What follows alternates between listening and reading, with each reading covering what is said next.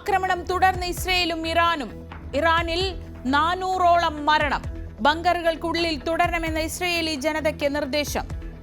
ഇറാനിലെ സൈനിക ആണവ കേന്ദ്രങ്ങൾ തകർക്കുന്നതിന്റെ ദൃശ്യങ്ങളുമായി ഇസ്രയേൽ. ഇന്ത്യൻ വിദ്യാർത്ഥികളെ സുരക്ഷിത കേന്ദ്രങ്ങളിലേക്ക് മാറ്റുന്നു. സ്ഥിതി കൂടുതൽ വഷളായാൽ അർമേനിയ വഴി നാട്ടിലെത്തിക്കും.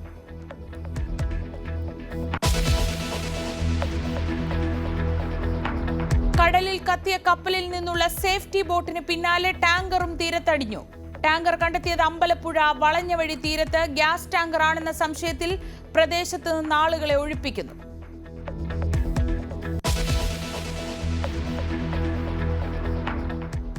കോവിഡ് വ്യാപനമേറുന്നതിൽ ആശങ്ക. രാജ്യത്ത് 24 മണിക്കൂറിനിടെ മരിച്ച 10 പേരിൽ 5ഉം കേരളത്തിൽ.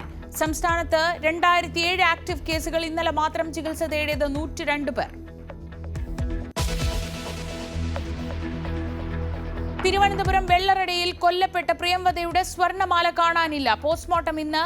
അയൽവാസികൾ പിടിയിൽ.